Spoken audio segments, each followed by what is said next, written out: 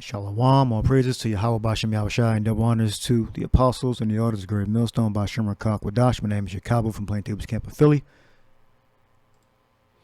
This video I did February 25th, 2020. Holy Matrimonium, Origins of Western Marriage. Alright, just let the load that play. I was looking into some things about, if men are getting married or not getting married. And then it led me to do this lesson, just to show how different, marriage in our culture, which were Hebrew Israelites, we're Shemitic people, how different it is from Western culture, because we're not Western. We come from the so-called Middle East. We come from the East, and our culture is different from, Esau's culture, Edom's culture, which he adapted. All right. Now, all right. So I'll just read it. Marriage in ancient Rome. So the point is, America, the Western countries in Europe, they get their marriage laws, marriage custom ceremonies from the ancient Romans. All right, and it goes back to Greece, and then it goes to Egypt. All right. So the point is, when women try to get you to go through these ceremonies, they're trying to get you to go through something that's foreign. All right. I'll just read here. I think the point was. Right, the practice of monogamy, well, it was going to some monogamy, distinguished the Greeks and Romans from other ancient civilizations, because if you were an Israelite, or if you claim to be an Israelite, there's no way that you can preach biblical monogamy, meaning it's within your culture and law for a man to only have one wife. That's not within our culture or laws for men to have one woman. All right. In which the practice of monogamy distinguishes the Greeks and the Romans from other civilizations, in which elite males typically had multiple wives. You don't necessarily have to be elite, but obviously the more money you have, the more women you can take care of. All right, but you can't be broke with multiple wives. It's not feasible. All right. Greco-Roman monogamy may have arisen from the egalitarianism of the democratic and republican political system of the city-states. It is one aspect of ancient Roman culture that was embraced by early Christianity, which in turn perpetuated it as an ideal in later Western culture. All right. It is one aspect of ancient Roman culture that was embraced by early Christianity. So Christianity adopted it. All right. They adopted it at a later time. And these are obviously, probably our people probably started it. All right. Because the original church fathers were all Israelites. All right. And then as, say melanated, people died off, Israelites died off, Esau stepped into our ancestors' place in Europe, all right, which perpetuated Western culture. All right, so let's go up a little bit. 11. For the man, 11 and 8, for the man is not of the woman, but the woman of the man. Neither was the man created for the woman, but the woman for the man. For this cause ought the woman to have power on her head because of the angels. Nevertheless, neither is the man without the woman, neither the woman without the man in the Lord. Meaning we made, one flesh. For as the woman is of the man, even so is the man also by the woman. But all things are the power. Judge yourselves, in yourselves, is it commonly that a woman pray unto the power uncovered? All right. So the point here, when women pray, they're supposed to have their hair covered. All right. And a power on her head. We look up power. I already had it up. Exousia. Now here, so it's not in the ring. Is the symbolism? It's the head being covered, a sign of the husband's authority over his wife. The veil, with which proprietary required a woman to cover herself. All right, so that's a sign that you're married. Your head's covered. All right, really.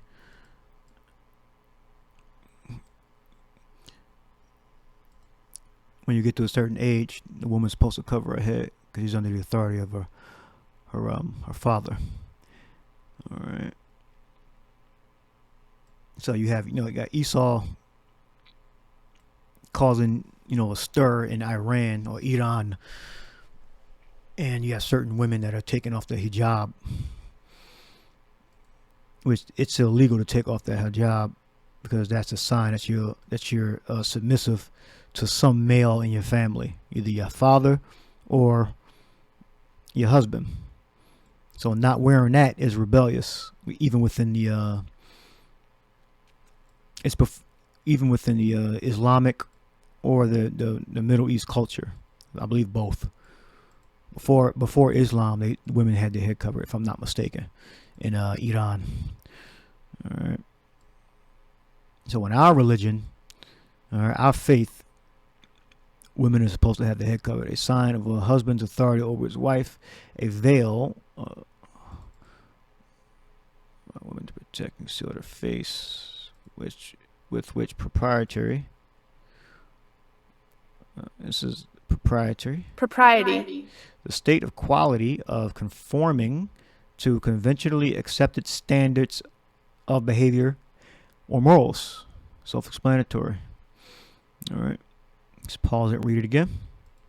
Veil. Let's go to veil. Now I'll put in, and then it's bringing up women automatically. Veil.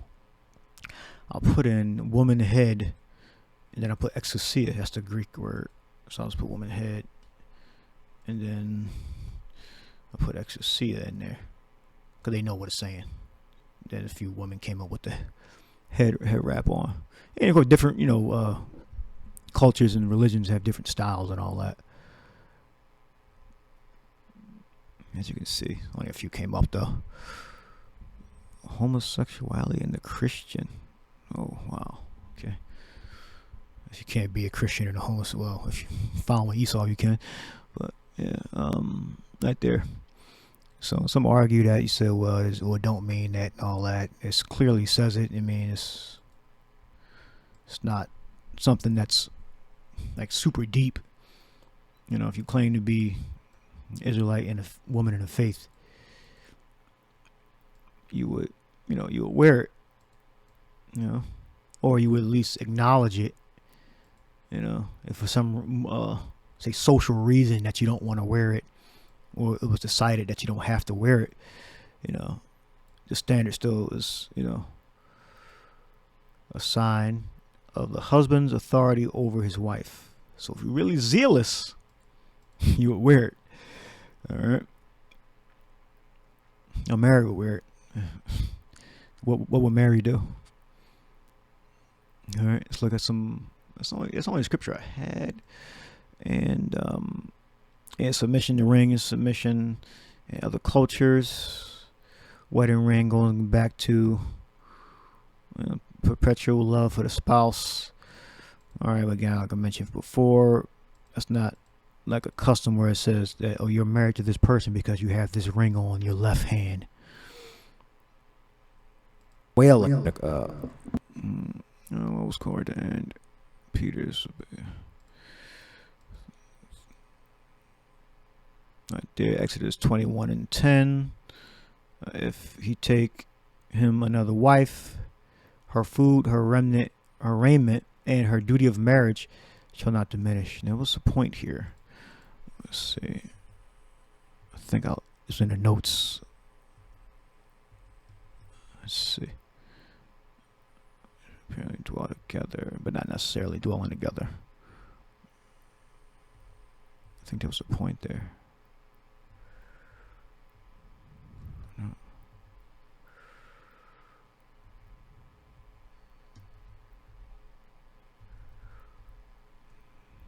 look it up. H5772. Exodus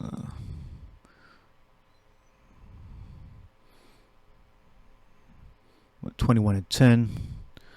It says, I will not, from unused root, apparently meaning to dwell together. All right.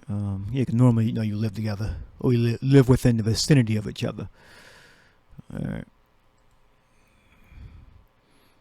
Not necessarily your own house, because the scripture says that Sarah's tent, Sarah had her own tent. All right. It depends on the arrangements you have. It says, from an unused root, apparently meaning to dwell together, sexual cohabitation, duty of marriage. All right. Hebrew. We have a different culture from Western culture. All right. It's going to go back to that, but right now we know we live in amongst the heathen. So certain things we adopt from them that that we can't help. All right. And you can definitely not get a state sponsored marriage. That's something you can definitely help. All right. So we got exousia. It's power. And in the context of a woman's head, it's referring to her hair being covered. Exousia. And I had in the notes, Exodus 21:10.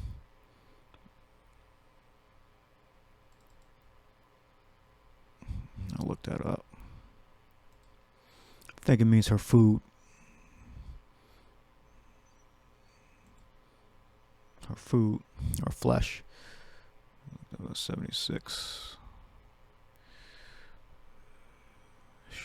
Shire. Yeah, I think they're trying to say her food. Translating that to that. All right. Her flesh, he shall not only afford her a sufficient quantity of food as before, from her father's house, but of the same quality.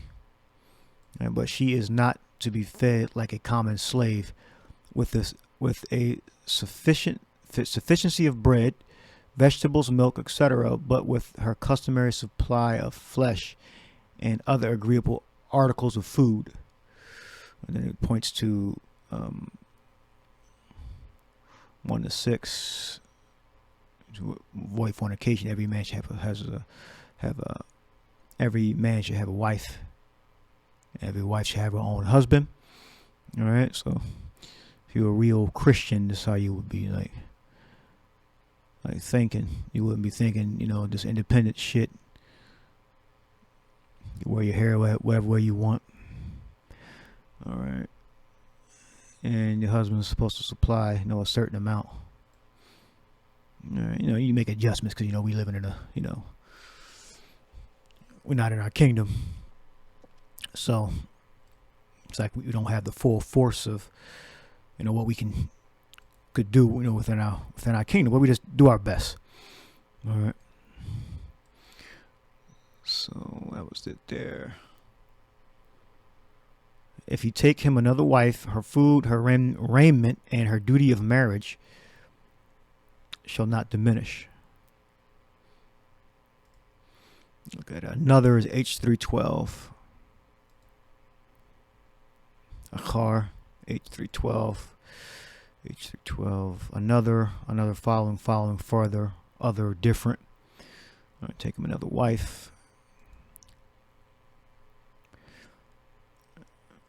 Shall not diminish. All right.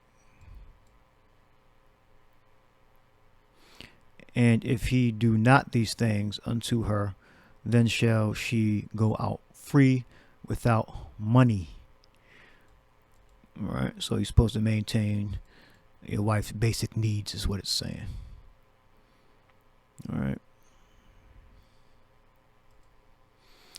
Now, return for food, raiment, and cohabitation, which again doesn't necessarily mean that's referring to sexual and possibly living in the same house. All right. It says 1 Peter 3:6. In exchange, women are to be submissive to their husbands, even as Sarah obeyed Abraham, calling him Lord, whose daughters ye are, as long as ye do well and are not afraid with any amazement. And women are afraid, all right, because they don't trust men. And that's fine.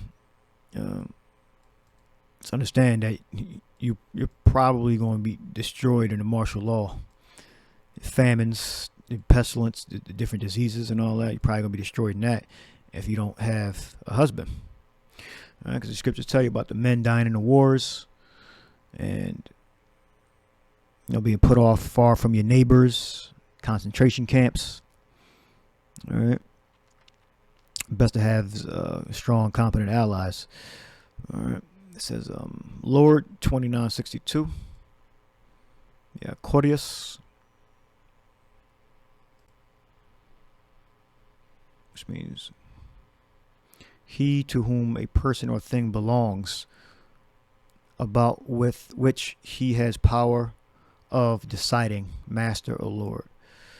All right, so that's the submission a woman's supposed to give her husband in return for food, raiment, and cohabitation, sexual relations. A woman is supposed to submit to her husband, about which he has power of deciding, meaning he makes the decisions and he delegates the different tasks. The owner, one who has control of the person, the master. All right, here we go. Then that's referring to the husband, and then it talks about the emperors and Most High and Yahweh. All right, but it's sticking to men, between men and women here. The possessor and dispossessor of a thing. All right. Claudius, king, goes back to like king. Supremacy. No, Basilios is king. Claudius is like Lord. Master, yep. Yeah, Lord. Master, sir.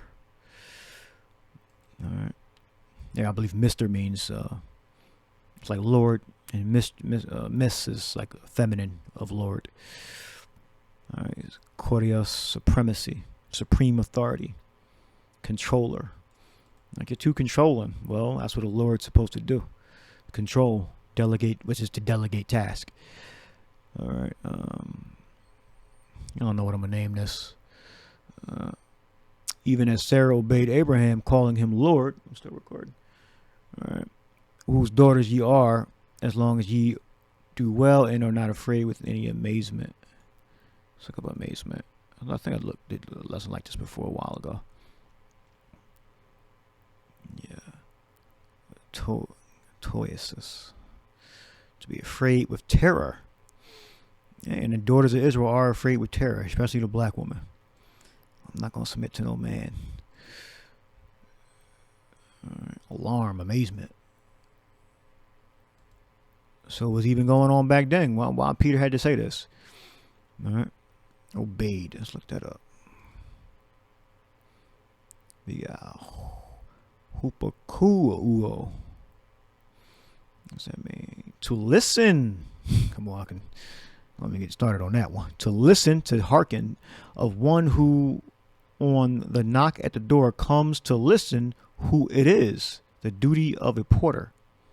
To hearken to a command, to obey, to be obedient to, submit to. All right.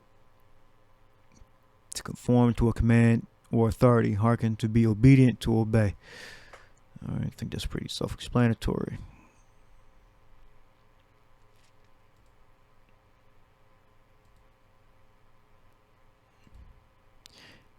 All right, even as Sarah obeyed. Likewise, ye husbands dwell with them according to knowledge, giving honor unto the wife, meaning value. I think honor means value, right? Time, yeah, value. Right, because she's exchanging her submission with, provision. Food, raiment, protection. And, in the Israelite fashion, not in the worldly fashion. And talking about Prada and Balenciaga and shit like that. I shouldn't have to explain that, but all right.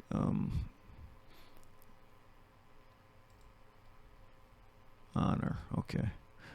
Likewise, ye husbands dwell with them according to knowledge, yet knowing that they are mentally unstable, most of them, giving honor unto the wife as unto the weaker vessel, and as being heirs together of the grace of life, that your prayers be not hindered.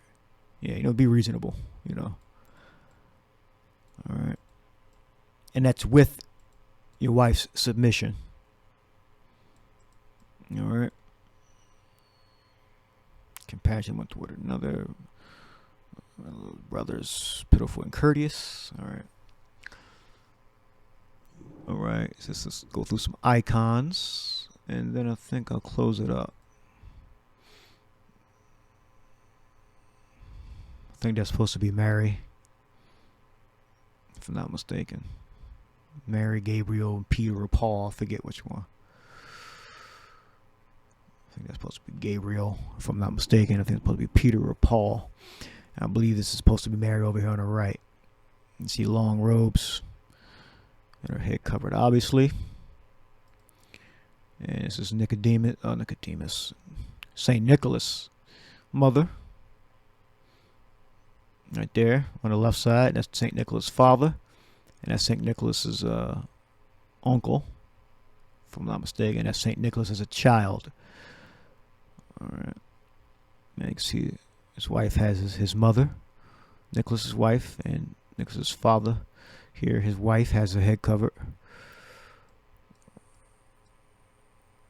There was more, but I think that's all I have.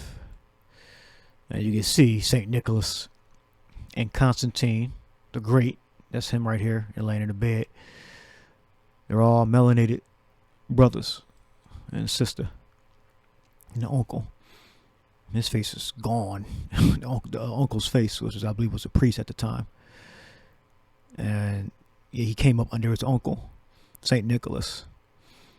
And that's Constantine the Great. Right there. That's St. Nicholas' death right there. I think he's died. Oh, there's another one right here. There it is. Let me get that. He says St. Nicholas returns this young boy back to his parents.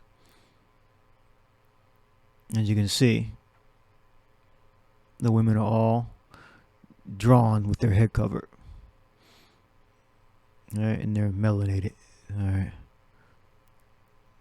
And that's Nicholas' death right there. All right. I'll show you what I was reading here. This gives the what's going on in the picture. In the pictures. You can pause it and figure it out. Now the one in the very center, they don't count the one in the very center, because that's Saint Nicholas. All right. Nicholas returns the young Basil captured by Arabs as a slave for the emir to his parents. At Nicholas' funeral.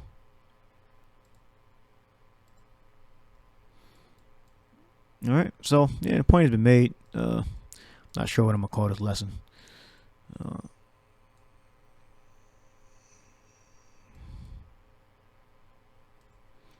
First Corinthians 11:10. For this cause ought the woman to have power on her head because of the angels. All right, and I believe that's referring to the actual angels. All right, so when the angels look down, they can see, and they are given orders on to what to go throughout the earth to do.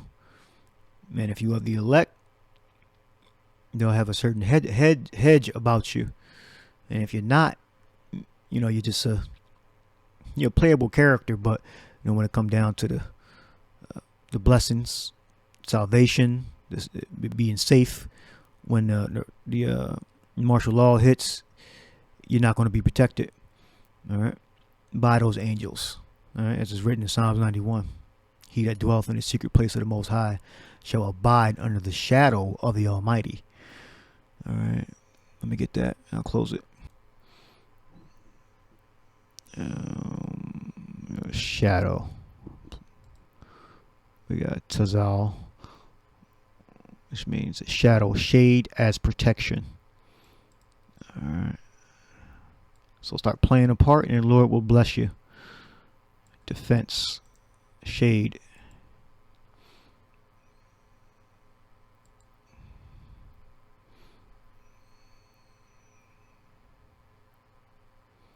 Defense, shade, shadow of protection.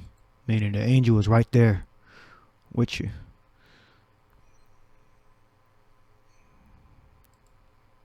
So this caused the woman to have power on her head because of the angels. All right. Now I'm sure it goes, deeper than that, but that's what I got from it.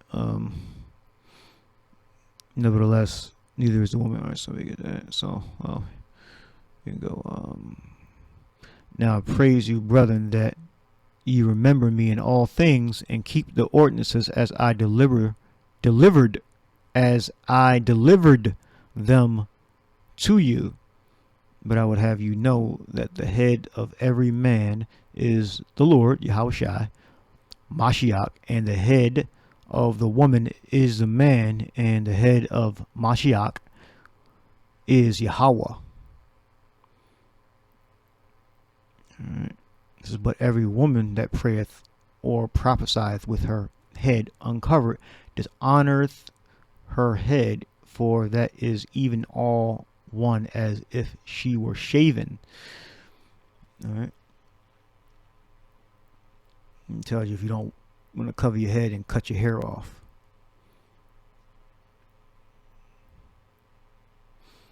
All right. For a man indeed ought not to cover his head, for as much he is the image and the glory of the power. All right. But the woman is the glory of the man. All right.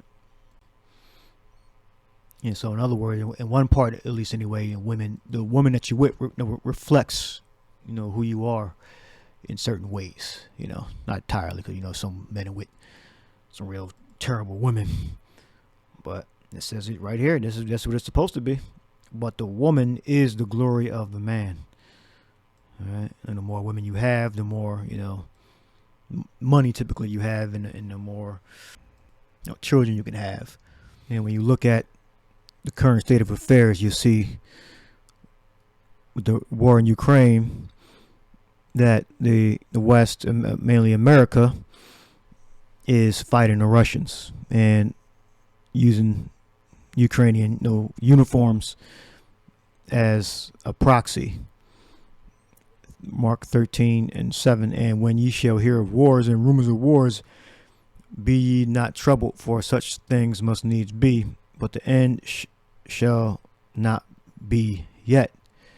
For nation shall rise against nation, and kingdom against kingdom, and there shall be earthquakes in diverse places, and there shall be famines and troubles. These are the beginning of sorrows. All right, famines and troubles. So a famine could be no lack of food, water, and supplies. All right. Rumors, not yet. See, troubles. Okay, martial law. We got tarake. Tarake. Disturbance, commotions, tumult, sedition. All right. That could be a martial law. And that's Esau trying to maintain order. All right, but take heed to yourselves. They should deliver you up. All right. Now here's 2nd Ezra 16:68. For behold, the burning wrath of a great multitude is kindled over you, and they shall take away certain of you and feed you, being idle. And you're not focusing on Yahweh and his son Yahushua, trying to be, a better Israelite or come to the knowledge of the truth, convert back to your heritage and behave in a way that you're a vessel fit for salvation. And the opposite of being a vessel for salvation is being idle, with things offered unto idols. Esau, he's the ultimate idolater, because he wants you to worship him by receiving his mark. All right, so you're going to get you're going to be fed to that mark. And they that consent unto them shall be had in derision and in reproach and trodden underfoot. So eventually, if you submit to the implant, all right, you submit to the system, you're eventually going to be burned up, burned to dust, ultimately. And then Esau, even when he gives you the implant, he can still make you a part of some experimental drug program. Right? Never trust thy enemy, right? It says, for there shall be in every place and in the next cities a great insurrection upon those that fear the Lord. They shall be like madmen, sparing none, but still spoiling and destroying those that fear the Lord. All right? And those that fear the Lord are all the Israelites. All right, so there's going to be a lot of dead Israelites when the time of martial law comes, when they institute the system, the new currency system, the electronic mark, which is the implant.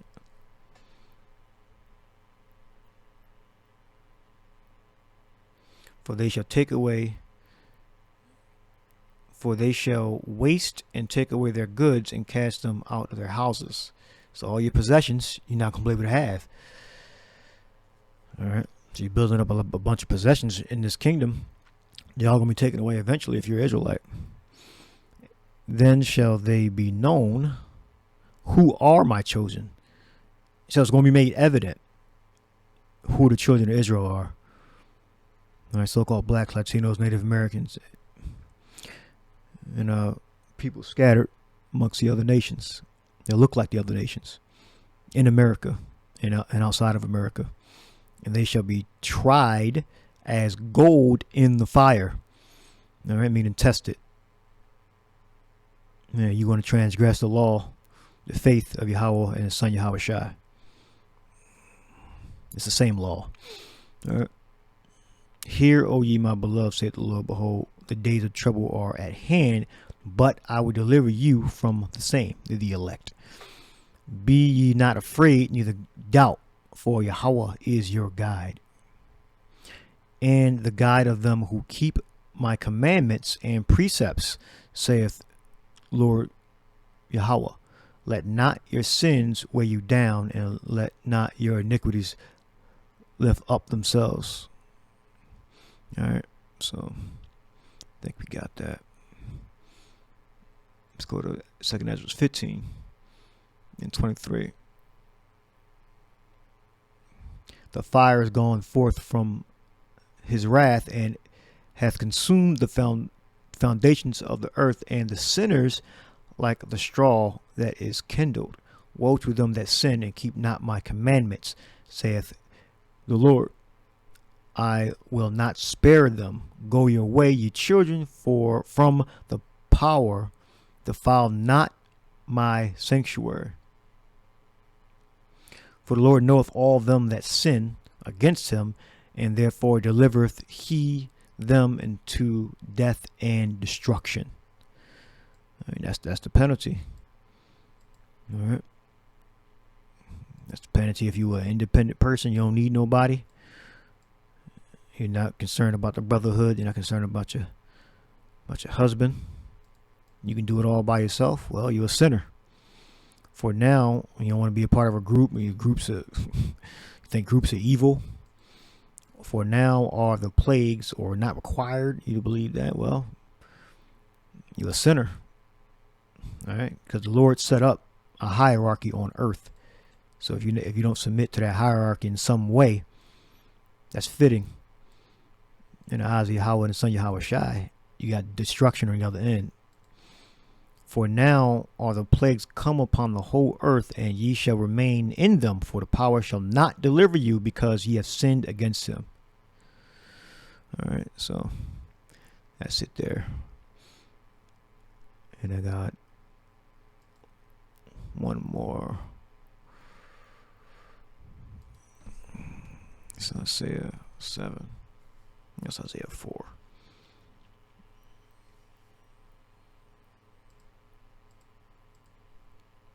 And in that day 7 women shall take hold of one man, saying, we will eat our own bread and wear our own apparel. Only let us be called by thy name to take away our reproach.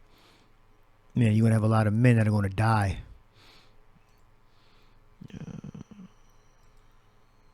think it was 35.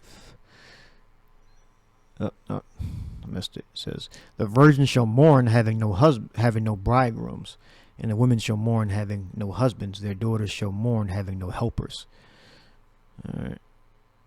So that's a lot of men are going to die. All right. Because the first people, whenever some great event happens, the calamity, a catastrophe, the men are the first ones that just get slaughtered because they're in the forefront of the fight.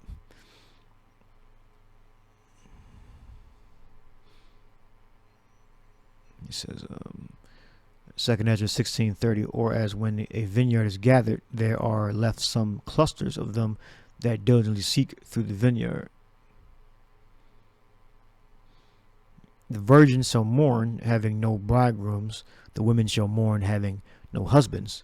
Their daughters shall mourn, having no helpers. All right, so you're going to have young women, all right, who are youthful in age, that have never experienced a man.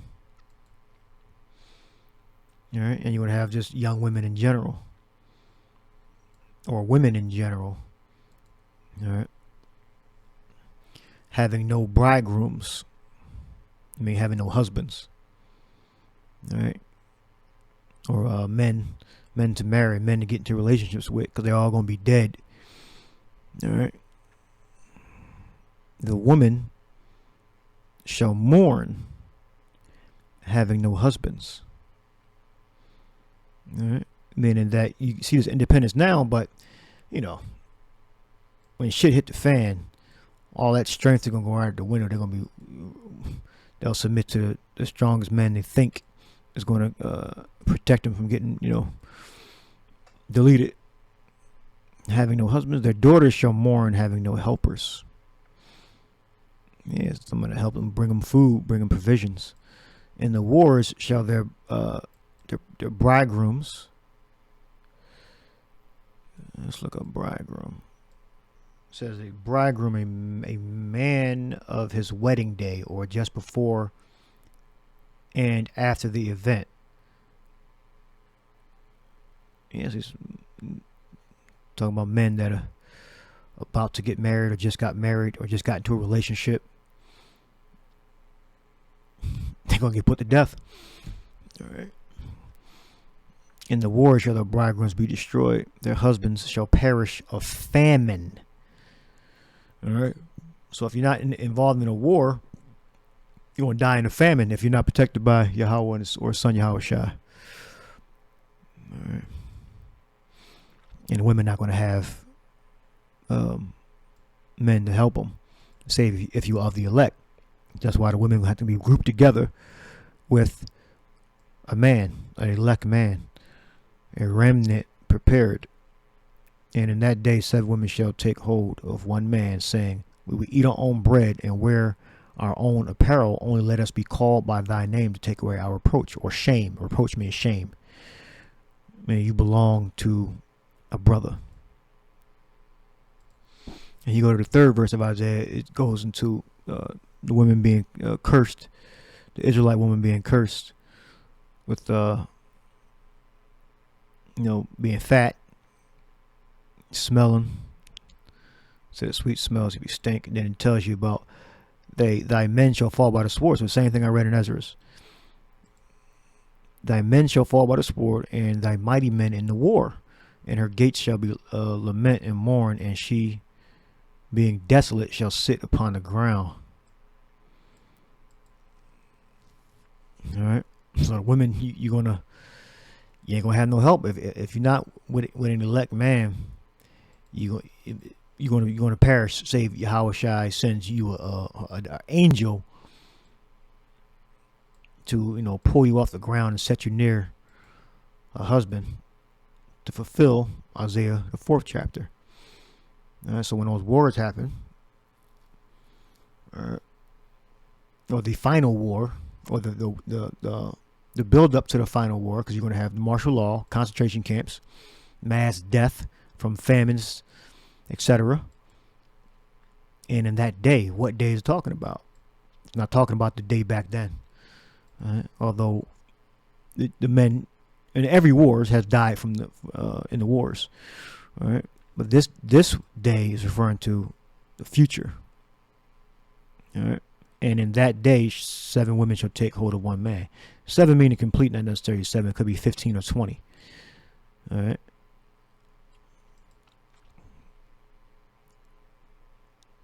And that day shall the branch of Yahweh be beautiful and glorious, and the fruit of the earth shall be excellent and comely for them that are escaped of Israel.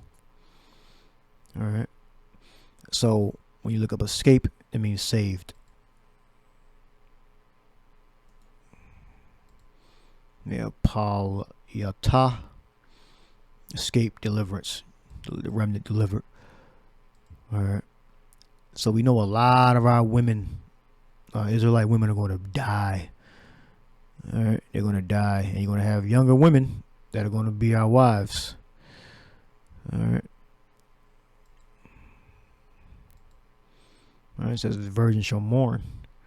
All right, and if these virgins are of the elect, they're going to get put with a husband, an Israelite elect man, either with a prophet or one of the helpers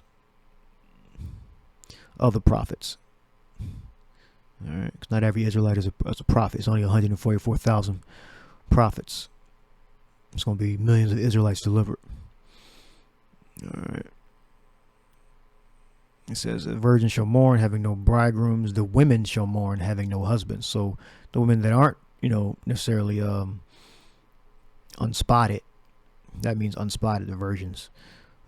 Women that had husbands, or they were in relationships, their husbands are going to die. So who's more likely to die, the man or the woman? The man is more likely to die in a time of calamity, some type of disturbance, because he's in charge of protecting the house. All right. So U.S. has put itself and Russia on brink of direct clash. All right. It says Moscow genuinely strive to make relations with the U.S. stable and predictable, even as Washington stokes tensions. And we have the conflict of Ukraine broke out after the U.S. rejected Russia's proposal for security guarantees in Europe, including a limit on NATO expansion to the east. Moscow repeatedly warned that Ukraine's potential membership in the U.S.-led military bloc would cross a red line, and that arming Kiev would only prolong the conflict. So the U.S., they want war. They want war.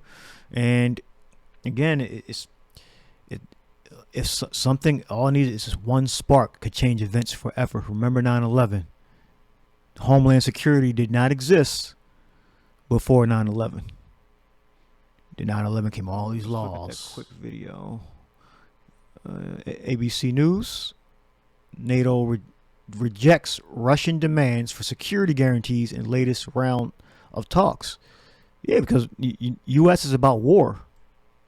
Who runs NATO? It's supposed to be equal organization, but the scriptures do say that the whore rides on the beast. So how equal is that if the whore is riding on the beast? All right. Down with Russia over Ukraine. Diplomats from both countries say they made little progress after 8 hours of talks over the crisis. Chief Global Affairs anchor Martha Raddatz is tracking the story from Washington. Good morning, Martha.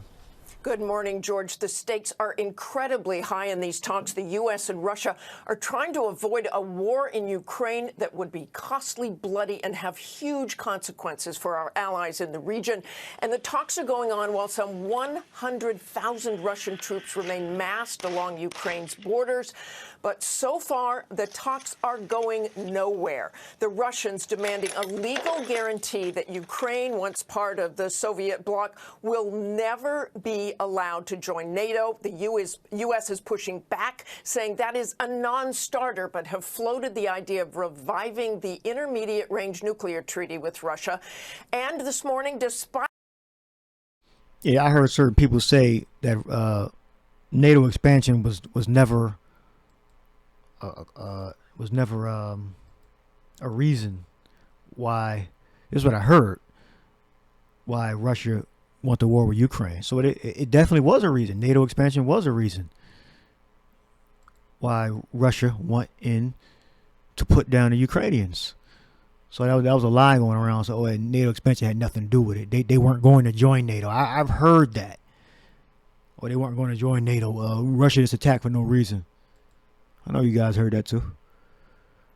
So this is January 12th, 2022. Back, saying that is a non-starter, but have floated the idea of reviving, demanding a legal guarantee that Ukraine, once part of the Soviet bloc, will never be allowed to join NATO. The U.S. is pushing back, saying that is a non-starter, but have floated the idea of reviving the intermediate-range nuclear treaty with Russia. And this morning, despite saying they see no reason for any optimism, Russia says the situation is not hopeless and there will be further talks with the U.S. and others throughout the week. George? Martha Raddatz. But that was in January this year. We're in December. So yeah, they're at war. They're at full-blown war. Well, if they were in full-blown war, it would be a lot worse. But they're still holding back. Allowing them to have electricity, running water, and all that. And occasionally they'll knock it out, but they're technically not in full-blown war. But these are the things these wars and these rumors of wars are going to shape the laws that are here in America and our freedoms, and they're going to slowly erode. So we just got to stay faithful along for this ride, and continue to preach and keep us garments white as we have liberty to do so. So hope you were edified. Shalom.